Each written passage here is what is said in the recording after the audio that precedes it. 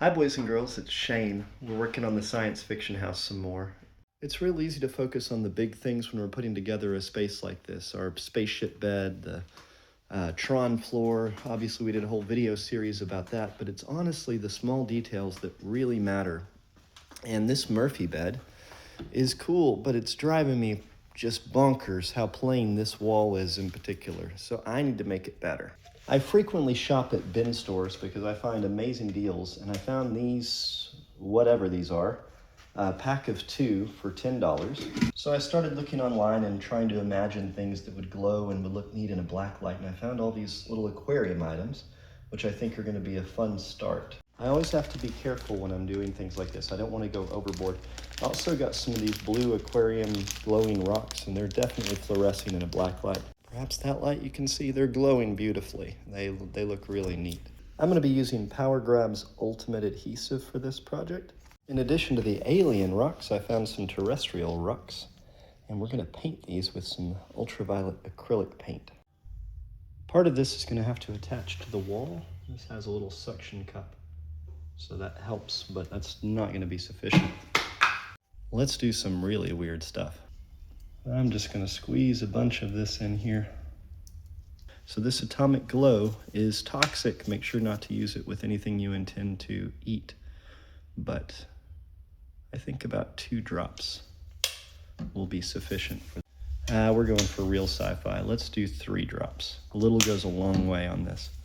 So now I'm going to stir this with a wooden stirring thing. That's glowing much more now. Much more glowing. I've had this same bottle of Atomic Glow for literally years. I originally got it to do some Halloween decorations, and it just lasts forever because you just use a couple drops whenever you use it. Okay, so I'm gonna smudge this, and this is always kind of eerie when we start to do something like this because I'm not gonna easily be able to undo this now. So you gotta trust yourself a little bit and think, okay, what I'm doing is going to be okay. Sometimes you have to talk yourself through it and say, you know, self, I can handle this. Like, I have a good idea of what I'm doing. I believe what I'm doing is going to work out. And if not, I'm okay with failing. Like, always be okay with messing up when you start a project and you go through it. Anything you're doing, you might make mistakes at it, and that's okay. Like our space dirt or our space earth. Because I use this powerful adhesive, anything we put on this is going to stay put. So this is going to be able to make our terrarium not only have an interesting glowing ground on it, but it's going to be able to kind of hold everything in place that we might need. All right, let's move to the next step. I'm going to take some of these bright blue rocks and I'm going to drop them into place. Let's mix up some more goop. I have more blacklight reactive stuff just lying around than most people that go to Ray's, I promise. What color? Grass green? That kind of has a greeny tinge. That makes me feel like something is alive. This is a mica powder, and I used this for doing some epoxy that glows in a black light. I think it'll work pretty good for this. Oh yeah, that looks like some kind of the ooze from Ninja Turtles. That's what this is reminiscent of. We're gonna end up with some kind of mutated something if you touch that. Use a pencil to be able to spread this in here with some control, because I don't want it just everywhere.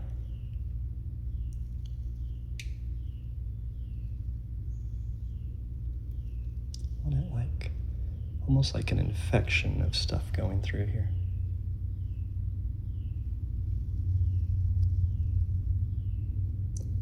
This is a fun art project.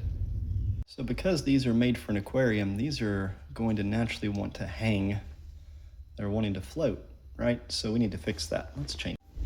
I'm going to start by clipping these off. Let's do the big ones.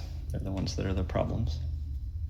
So I've got this steel wire that will add some rigidity to something like this. All right, so we're going to thread this steel wire through this silicone tube that this comes with. There we go. Look, it's like a little blue pill for a plant. I think I can stick this part back into one of these holes, and I think it will stay up at that point. Let's see. Oh yeah, that is really good. All right, that's not hard at all. Let's do the rest. Those seem way perkier now. Very good. Look at that. Okay, next step. These are my favorite of all the aquarium plants that I got.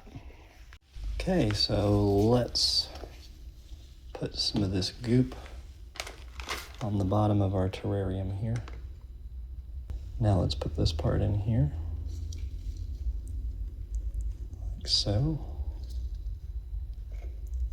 Okay, so instead, let's make this go here and have it sticking up more. Yeah, I think that I'll like better. Okay. Let's add some more of these blue seeds into this. Or eggs, or what are these? Are these space eggs? Let's make some more space goop. We're gonna go with a yellow, kind of an orangey yellow. So I'm gonna use the method with the pencil to put this in smaller quantities again, like what we did last time. I'm just gonna pick an area and we're gonna gloop in some orange. Okay, so now we've got two weird little alien habitats. What are the blue things, the little rocks? What are we gonna make a story for those? Are those eggs? Are those maybe some kind of alien seed? Are they just blue glowing rocks? Let's make a story for them. Sometimes things are more fun with stories. I got this flexible tubing thinking I'd have to fill it with something to make it blacklight reactive, but it's blacklight reactive just naturally. So let's add some hoses going to this. Since I've still got a little bit of this left, I think I can just glue this all on with some of this. Shouldn't take a whole lot. Now I'm just gonna drill a hole for the tubing to come out of. So we're just gonna use some of our glue in each one of these holes. It's not gonna take a whole lot. There we go.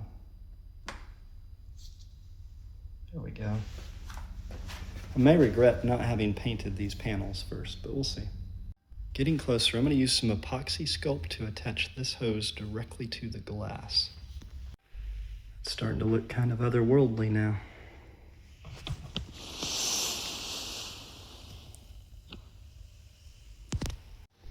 Okay, we'll make a ring out of this, making it into a long noodle, wrapping it around. Break off what we don't need. Flex it towards this.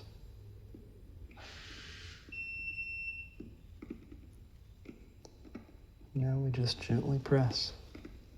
And it should kind of become cone-shaped if I just keep pushing towards the hose itself. I don't want it to be too big. There we go. Now that brings the supplies into this little habitat, right? So $5 for the plexi, about $12 for the aquarium plants. This tubing I had left over from another project, some epoxy sculpt was leftover materials and some leftover particle board to make the wood. And I think I spent about $15 on those blue aquarium rocks. The mica powders and everything I had from other projects, and I only used a little bit of it. But this is a pretty inexpensive decorating item, I think. All right, we'll wait on the epoxy sculpt to dry and we'll do the next step. That'll probably be another video for another day.